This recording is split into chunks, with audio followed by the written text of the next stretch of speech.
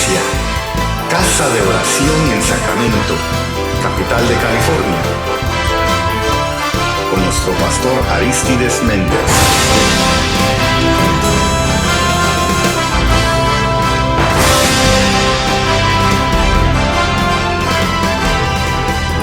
Celebra con nosotros los domingos a las 11 de la mañana y a las 6 de la tarde.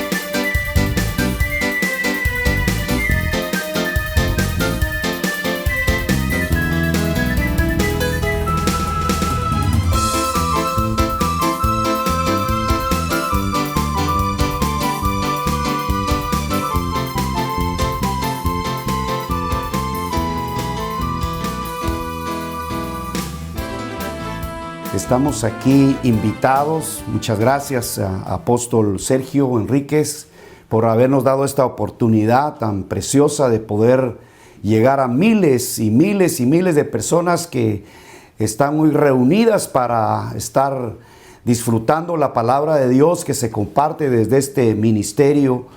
Y damos gracias a Dios de poder también nosotros ser participantes con los ministros de la edificación de la Iglesia de Cristo.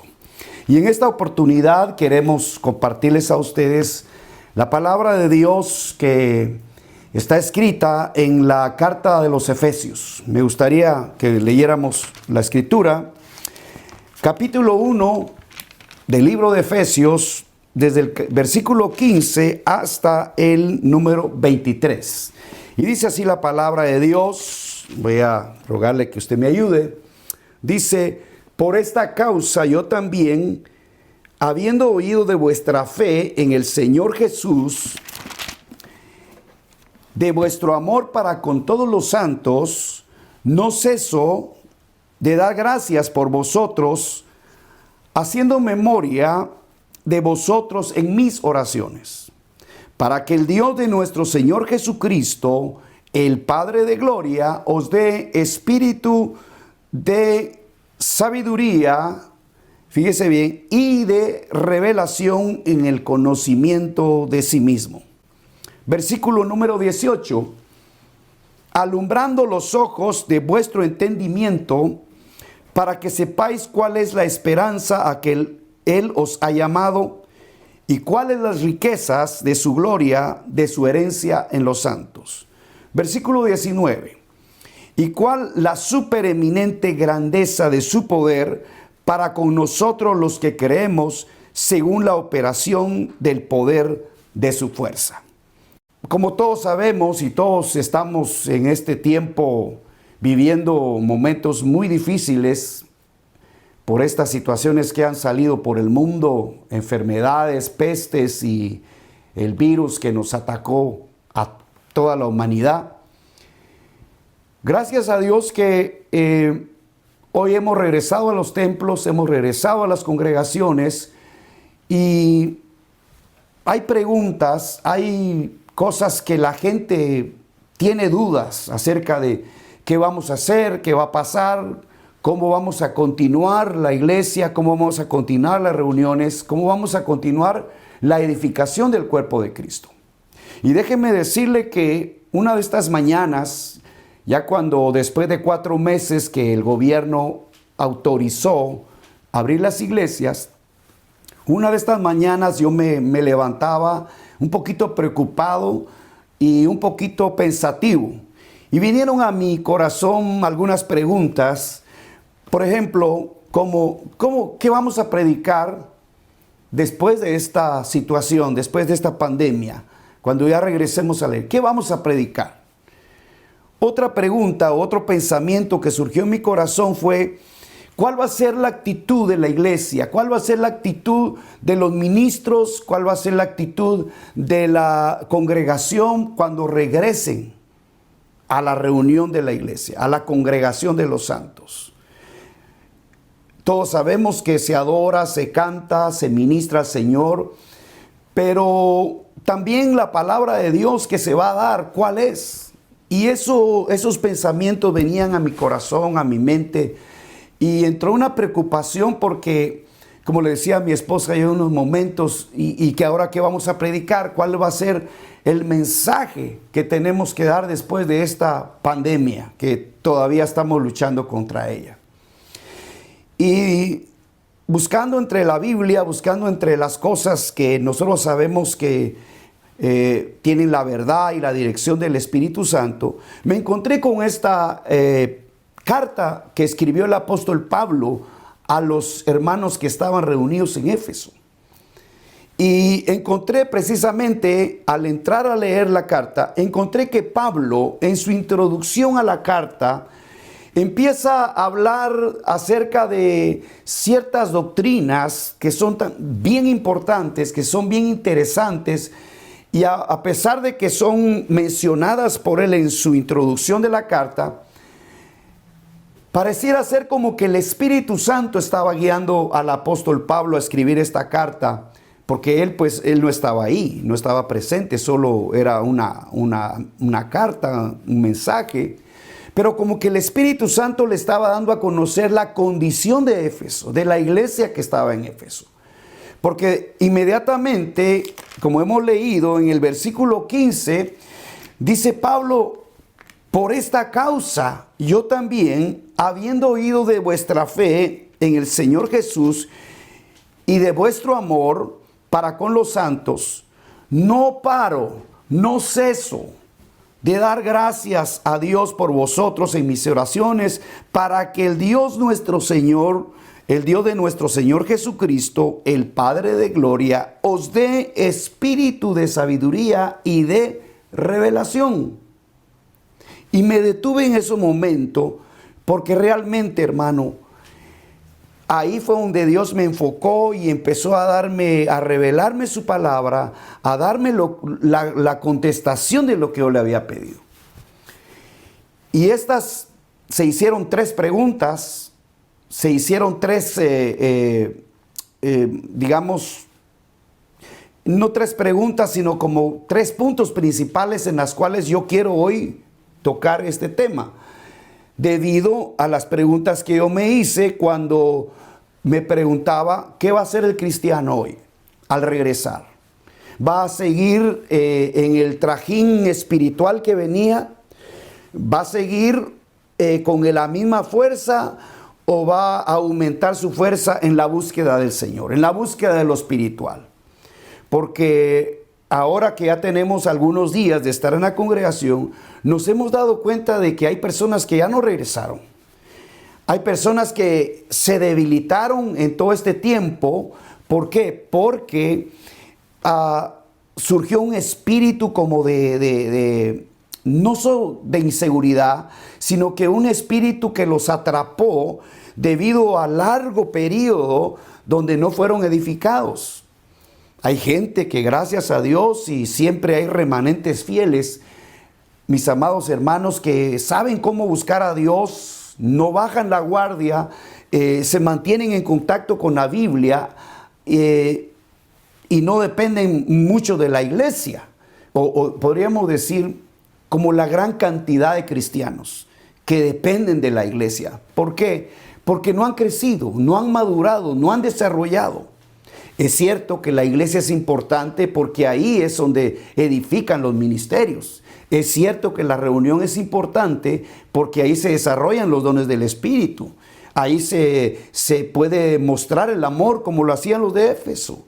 Los de Éfeso, hermano, tenían cosas muy poderosas, pero no entendían mucho la palabra de Dios. No entendían mucho el conocimiento de Dios. Y es donde Pablo dice, he oído de la fe de ustedes. Quiere decir que eran cristianos, eran creyentes, eran nacidos de nuevo, eran verdaderamente cristianos. Habían desarrollado amor, que es cosa que no en cualquier iglesia se desarrolla. A veces hay mucho conocimiento, a veces se sabe demasiado o se tiene mucha información de la Biblia y eso no está mal, pero se carecen de otras cosas. Quiere decir que el estudio de la Biblia tiene que ir de la mano con la entrega, con la búsqueda de lo espiritual. Pero veamos un poquito aquí las tres cosas que pide Pablo. Dice, él quiere que se hagan oraciones para que Dios nos dé espíritu de sabiduría y de revelación en el conocimiento de Dios. Ese es uno. El otro es para que Dios ilumine los ojos de nuestro entendimiento. En el versículo 18 dice, para que Dios alumbre los ojos de vuestro entendimiento. Mire las oraciones de Pablo, mire las preocupaciones de un ministro. Y después en el versículo 19 dice, y también para que ustedes sepan cuál es la supereminente grandeza de su poder. Eso quiere decir, mis amados hermanos, que ellos, a pesar de que habían desarrollado amor, no tenían el conocimiento de Dios. Tenían información. Y en estos puntos quiero yo pedirle a usted que vea conmigo, porque hay gente que tiene información de Dios. Inclusive hay gente que cree en Dios pero no sabe nada de Él. Sin embargo, los que hemos recibido a Cristo ya estamos en una bendición grande, porque por medio de Cristo Dios quiere darnos a conocer su amor, su poder y sus planes. Dios está revelando sus planes, Dios está revelando su persona, y esas son las cosas importantes que Pablo quería que conocieran a aquellos creyentes nuevos.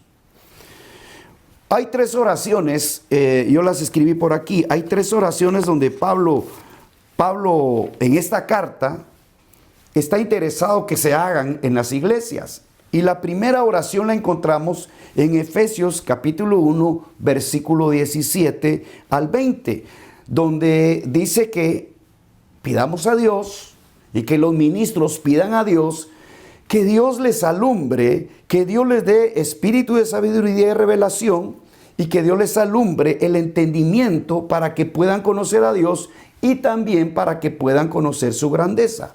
Esa es una oración que Pablo hace delante de Dios. Pero hay otra oración también que Pablo en la misma carta está haciendo, y dice aquí en Efesios 3:14, vamos a ir aquí a 3:14, aquí lo tengo, dice, por esta causa doblo mis rodillas ante el Padre de nuestro Señor Jesucristo, de quien toma nombre toda la familia en los cielos y en la tierra, para que os dé, mire, otra petición del ministro, del apóstol Pablo. Dice, para que Dios os dé,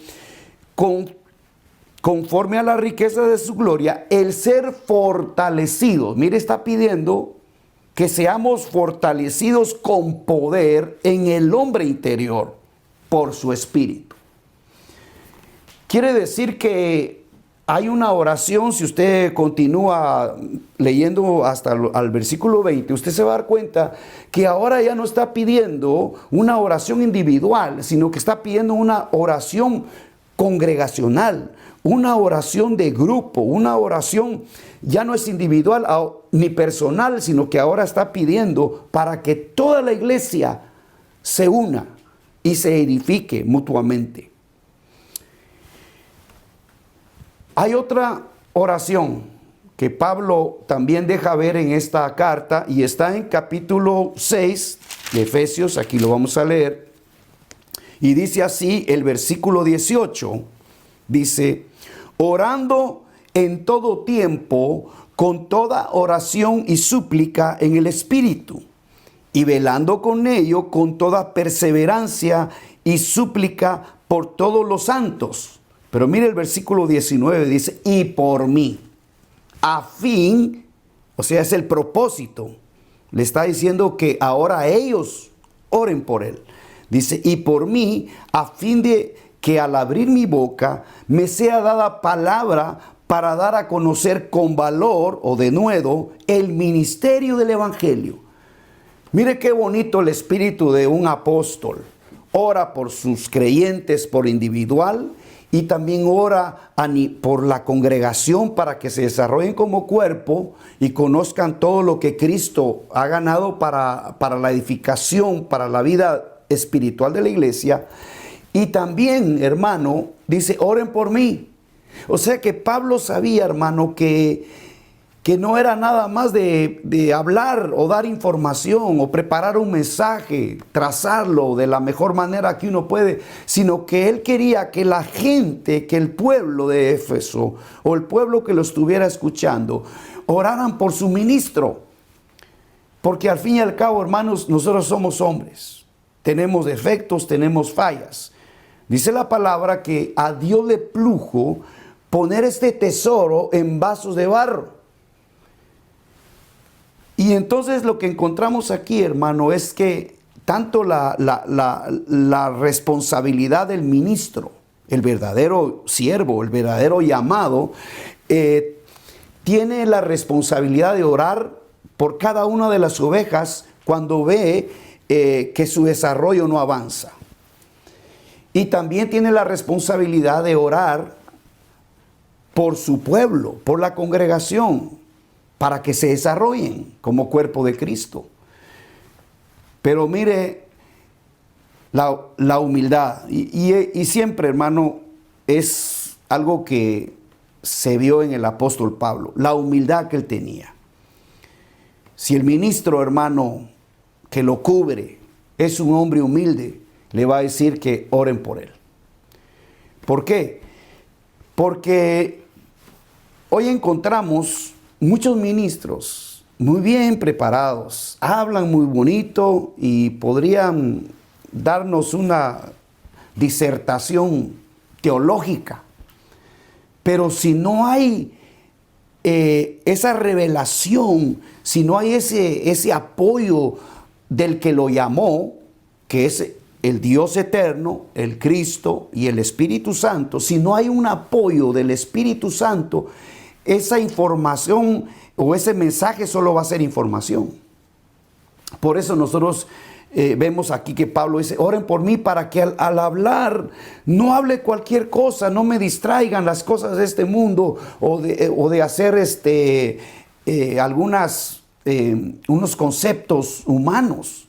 Porque mire, la religión es el estudio y la explicación que el ser humano da de Dios. Esa es la religión, el estudio y la explicación que el ser humano da de Dios.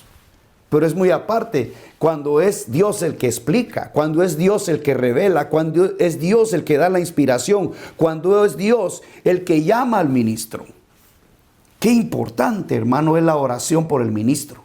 Qué importante es la oración que usted doble sus rodillas en la noche o en el momento que usted lo quiera hacer por su ministro, por la persona que lo cubre, por aquel que Dios llamó. Vayamos a otro punto muy importante en este tiempo que Dios me permite compartir con usted y que es importante que también veamos otros aspectos de esta carta. Cuando usted ve aquí la carta, volviendo al versículo 17, dice que el espíritu de sabiduría y de revelación es importante para que el cristiano pueda entender lo que se le predica. Para que el cristiano pueda entender lo que lee.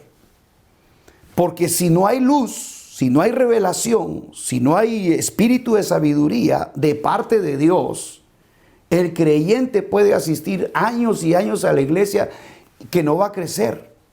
Posiblemente sea un cristiano verdadero, pero no va a crecer. Mire, Hay algunos ejemplos que yo quisiera que usted y yo meditáramos. Así se los voy a mencionar por causa del tiempo. Pero, ¿se recuerda usted a aquel hombre que iba todos los años a adorar? Y adoraba, presentaba sus ofrendas, y no era israelita, no era judío. Él venía de una tierra, y este hombre, que era funcionario de la reina de Candace, así se llama el lugar, regresaba por el desierto y leía el libro de Isaías, cuando de repente se le aparece un hombre que, usted sabe la historia, le pregunta y le dice: ¿entiende lo que lees? Y entonces aquel funcionario, aquella persona, le dice: bueno, ¿cómo voy a entender si nadie me lo explica? Quiere decir, hermano, que se puede leer la Biblia, pero necesitamos quien nos instruya. Y aquí entran algunas cosas bien importantes. ¿Quién nos instruye? Porque la Biblia no la puede explicar una persona que esté torcida en el sentido teológico o que tenga una doctrina extraña. Pero cuando ya hay alguien, hermano, que está interesado, como este hombre que la Biblia no dice su nombre, sino solo dice que era un eunuco, eso quiere decir que era un oficial, se interesa por la palabra de Dios y aunque no entendía completamente, estaba interesado. Entonces, como que el Señor pesa ese interés de conocer la verdad. Como que el Señor pesa ese deseo de conocerlo a Él. Y entonces agarra a Felipe, que estaba predicando en Samaria, y lo transporta hasta el desierto para que haga un trabajo de iluminación, de explicación, de revelación. Quiere decir, hermano, que el Espíritu Santo, usando a Felipe, usando al ministro, le reveló quién era del que estaba hablando el profeta Isaías. Y usted y yo sabemos que estaba hablando de Cristo, del Señor. Algunos escritores dicen que Isaías es el evangelista del Antiguo Testamento, porque habla solo de Cristo, de su sacrificio y todo lo que a Cristo le sucedió en su venida a la tierra. Mis amados hermanos, el Señor va a mandarte revelación, te va a abrir los ojos, te va a dar todo lo que tú desees en tu corazón, las preguntas, las dudas, pero como que Dios pesa ese interés. No es un interés solo de informarte, no es el interés solo de aprender para que otros miren que sabes, no, es un interés para crecer, para madurar, para desarrollar. Hay gente que lee, hay gente que estudia la Biblia solo para que sean otros conocedores, para que otros sepan, para lucir conocimiento. Sin embargo, cuando usted y yo nos acerquemos a la Biblia, acerquémonos con un corazón sencillo, humilde. Dice: Señor, no entiendo esto. Y este problema tenían los de Éfeso, que no estaban entendiendo las doctrinas que Pablo les había mencionado al principio de su carta, como la adopción, la predestinación, la herencia, el poder de Dios. O sea, él les explicó brevemente en la introducción de la carta los temas que eran importantes que ellos conocieran.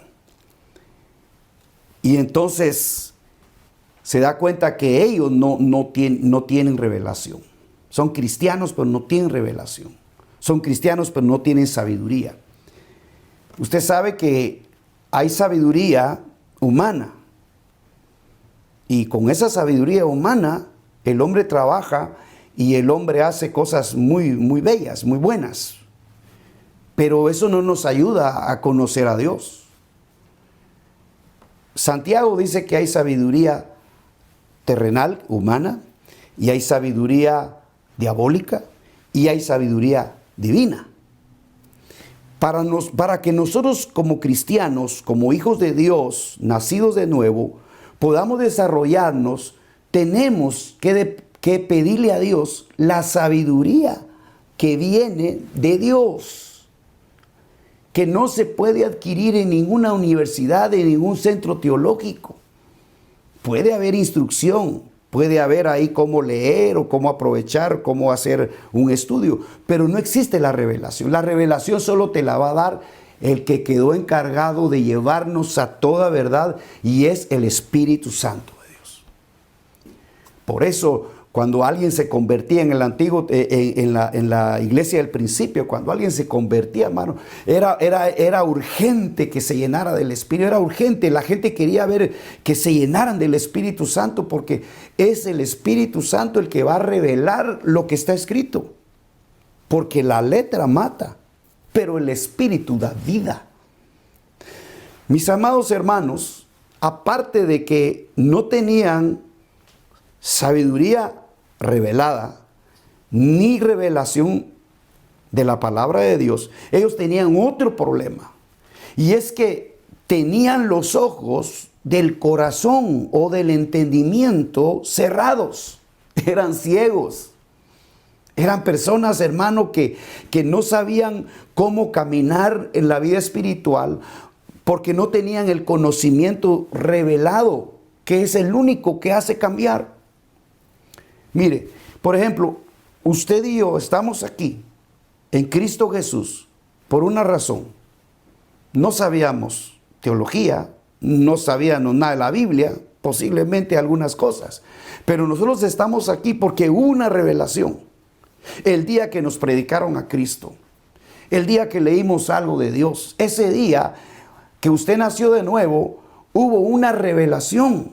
Dios le reveló que el mensaje que estaba oyendo era verídico, que el que estaba en la cruz era Cristo, que el que había salvado era Cristo, que usted estaba muerto en delitos y pecados. Usted lo aceptó por una revelación, porque si no hay revelación, no hay resultados.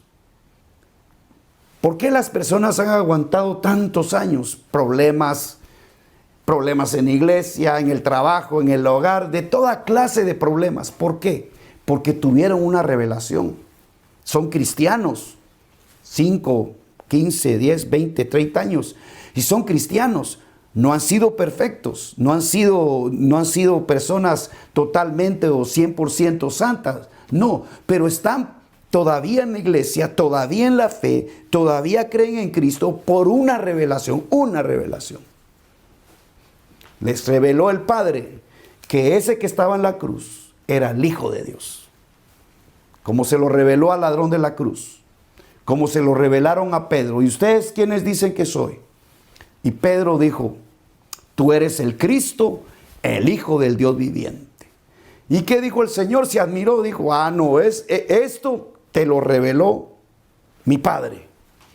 Porque ¿quién soy yo? Solo el Padre tiene la autoridad y sabe cómo revelarlo.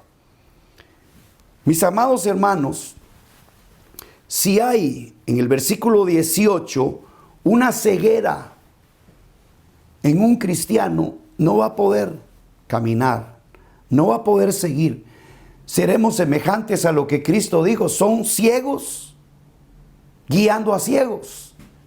Ahora, en esta situación o en este ejemplo que le estoy citando, ahí no solamente los seguidores estaban ciegos, sino que también el guía.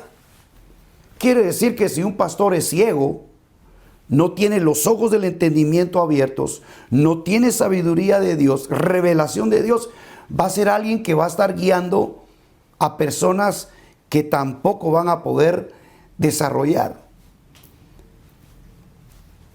Aquí vemos 3 problemas. En el 17, falta de sabiduría y revelación. En el 18 vemos la falta de luz, la falta de una iluminación del Espíritu Santo. Y la carencia de ver, la carencia de vista espiritual, tanto en el líder como en el pueblo. Ahora aquí, en el 19, encontramos otro problema. que al no tener ninguna revelación, al no tener ninguna vida espiritual y al estar ciegos, ellos iban a tener un problema. Y era que iban a, ¿cómo podría encontrar esta palabra? Que iban como a menoscabar, o como que no le iban a dar el valor al poder de Dios. Y por eso él dice, quiero orar por ustedes para que ustedes también conozcan cuál es la supereminente grandeza de su poder. El creyente, hermano, que puede leer la Biblia, pero ve que el mar se abrió y se queda igual.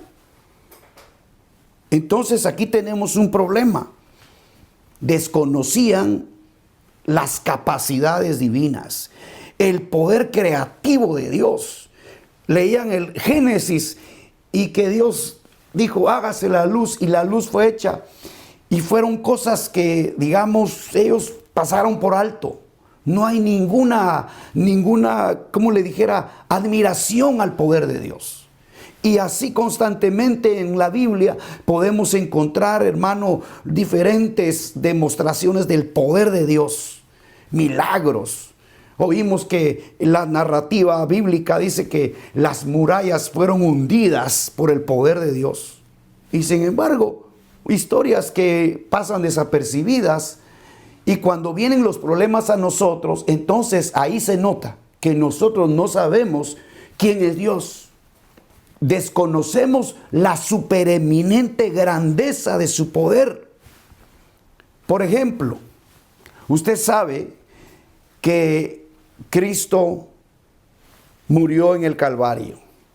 Cristo fue llevado a la tumba, bajó a los infiernos y fue quemado, fue hecho cenizas, porque él tenía que cumplir el Cordero Pascual.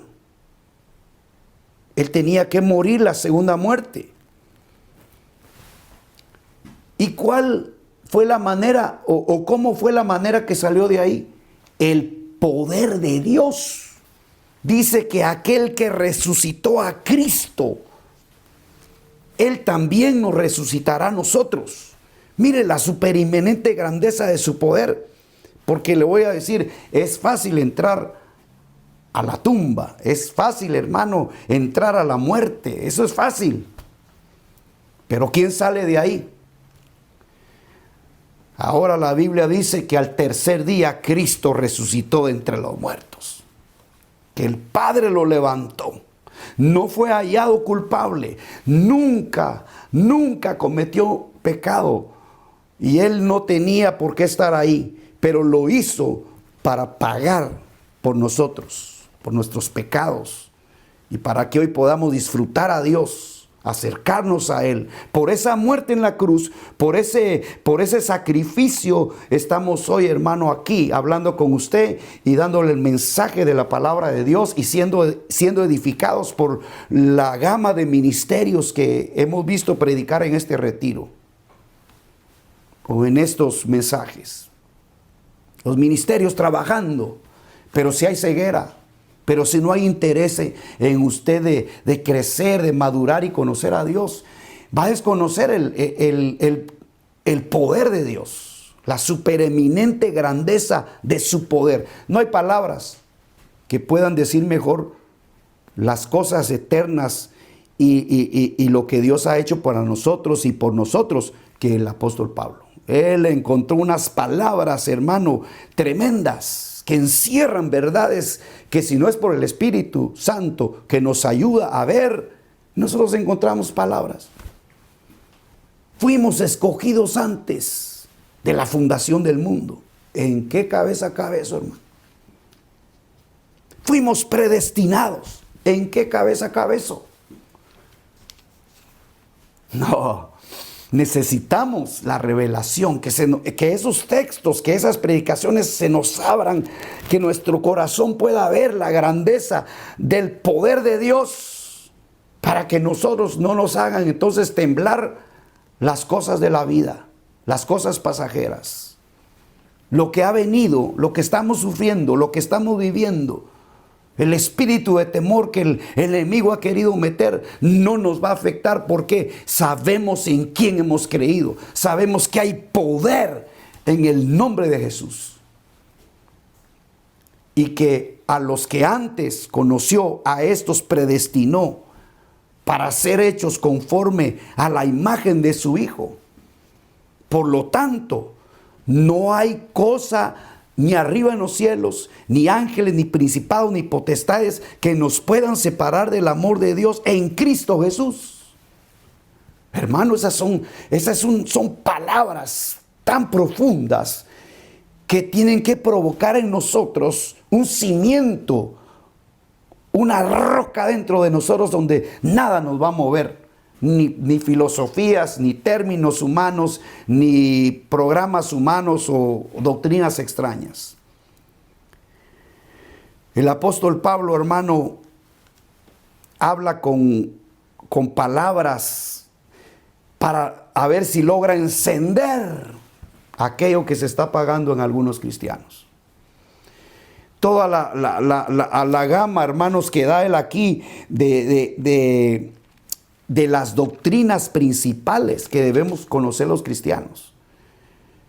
Y en Romanos capítulo 8, ¿sabe cómo termina? Empieza desde la predestinación, antes que el mundo fuese.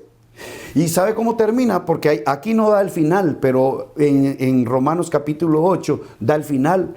Y dice, y a estos también glorificó. ¿No da gloria a Dios usted por eso? Dios se aseguró de que todo lo que Él había planificado se cumpla. Dios no hace planes, hermano, pensando en que si falla, o plan B, o sí, qué sé yo, plan extra. No. Él desde el principio hizo el plan. Y aunque pases por el fuego, no te quemarás. Y aunque pases por las aguas, no te ahogarás. Ni la llama arderá en ti. Todo eso está planificado, todo eso Dios ya lo vio y vio que te ibas a perder. Así como el Hijo participó de carne y sangre, también nosotros venimos a este mundo y participamos. Pero a diferencia de Cristo, a diferencia de Él, pues nosotros fallamos y nosotros nos quedamos aquí perdidos. Entonces vino el Señor a salvarnos. Vino Él a sacarnos de eso. Pero eso, hermano querido y amigo que me escucha, hermanos en todos los países del mundo que sintonizan este ministerio, Dios se aseguró de que si nosotros nos quedábamos ahí atrapados en el pecado, antes de venir a la tierra, dice Apocalipsis capítulo 13, versículo 8, dice que hubo un cordero que fue inmolado desde el principio del mundo. Quiere decir que nuestro viaje a la tierra y lo que teníamos que vivir estaba garantizado. Y cuando Cristo te encontró aquí, porque Él fue el que nos encontró, Él fue el que nos vino a buscar, Él fue el que nos aceptó. Nosotros a veces pensamos que hemos aceptado a Cristo. No. Él nos aceptó a nosotros. Y Él nos presentó al Padre. Y el Padre nos aceptó en el amado, en su Hijo. Pero mire usted el plan. Mire usted Romanos 8, el capítulo 8, lea el 8 y ahí va a encontrar el plan perfecto de Dios. A prueba de fallas, a prueba de defectos, a prueba, lo que el mundo piensa no tiene que ver nada. Lo que los familiares piensan de ti, porque no eres un creyente perfecto, eso no cuenta. Sino lo que cuenta es lo que Dios está diciendo de ti. Y lo que lo que has vivido, lo que vivirás, ya está planificado. Ya está contemplado en la gracia, en la misericordia de Dios. Porque imagínense usted que el plan de Dios era llevar muchos hijos a la gloria. Y que Cristo tuviera hermanos. Pero ¿cómo hacía Él? Trazó un plan. Y en ese plan nos metió. Y de ahí, de aquí de la tierra, regresamos allá a la casa del Padre, regresamos al cielo, ya no como criaturas, ya no como parte de una humanidad, sino que regresamos como parte del nuevo Adán o del último Adán, que es Cristo, la nueva creación, que es Cristo, porque nosotros somos su cuerpo. Y entonces, en base al sacrificio de Cristo, en base a la redención, en base al trabajo de Cristo en la cruz del Calvario, nosotros regresamos ahora al cielo como hijos de Dios, adoptados a la manera de Dios, no a la manera de los hombres. Hoy la gente adopta hijos, pero nunca les puede dar completamente todo como hijos, porque nunca van a ser realmente sus hijos. Son hijos adoptivos con ciertos derechos, pero lo que Dios hizo es, como vamos en Cristo, nos da todos los derechos, porque ahora ya no somos nosotros nacidos por voluntad humana, sino que hemos nacido de nuevo por voluntad de Dios. Y ahora somos parte de la familia de Dios, siendo Jesucristo el primogénito entre muchos hermanos.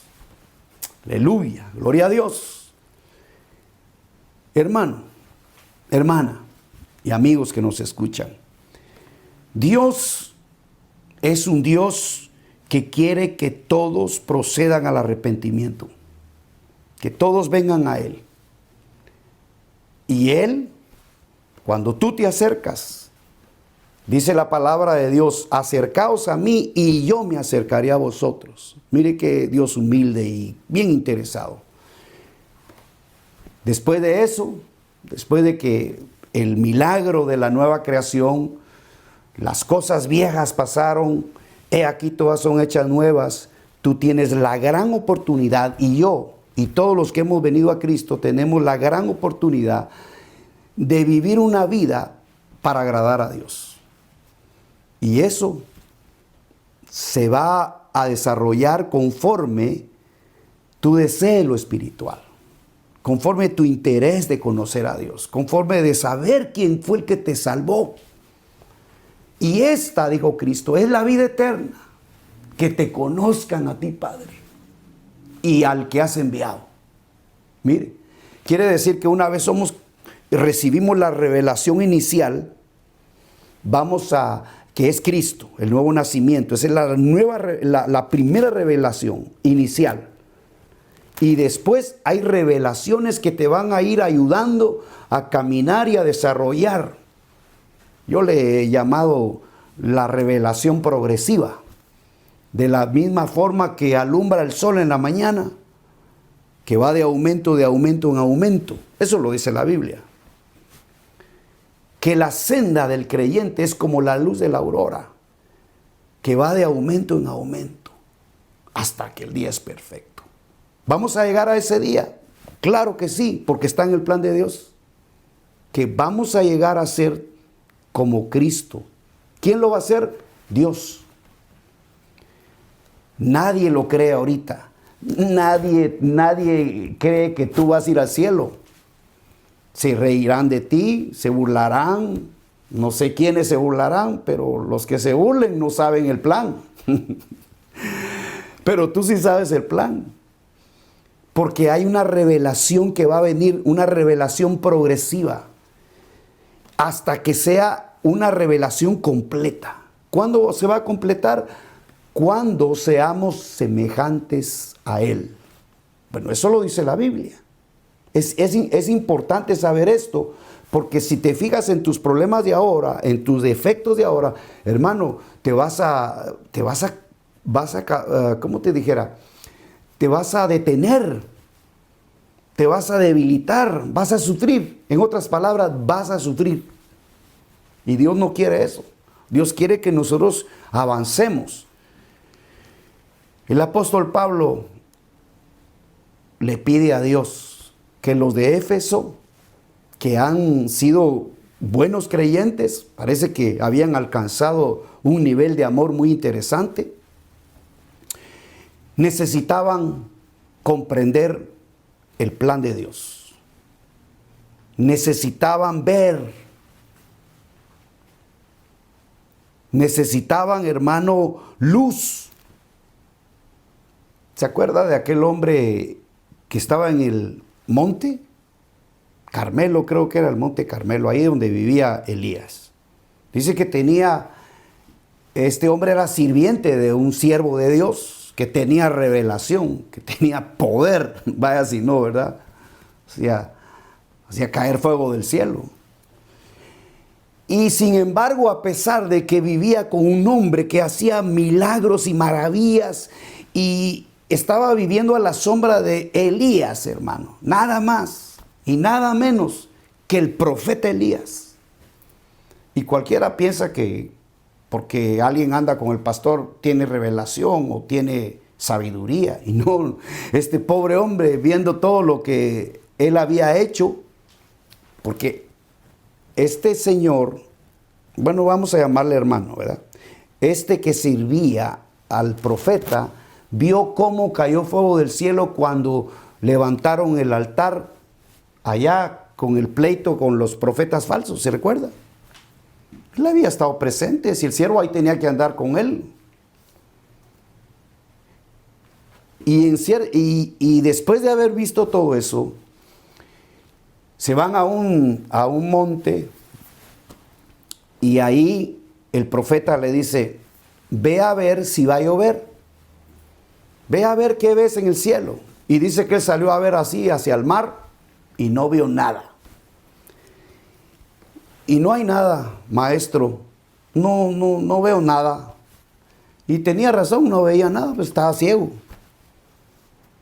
Y entonces ahora viene,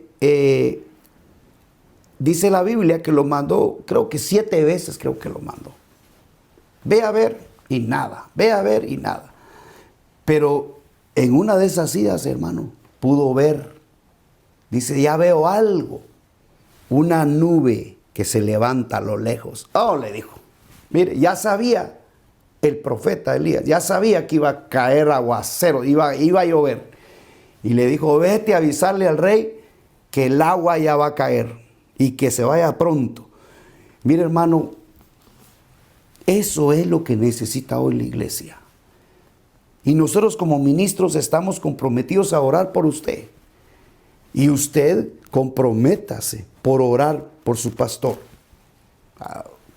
Hay personas que ni saben si el pastor se murió en la pandemia o no saben si se enfermó, no saben nada del pastor. Pero el pastor siempre está delante de Dios, ofreciendo sacrificios de alabanza y pidiéndole, intercediendo por las ovejas que estén bien, que tengan trabajo, que tengan salud, que los ayuden en los problemas. El ministro verdadero siempre está así, delante del Señor. Pero las ovejas tienen una responsabilidad también.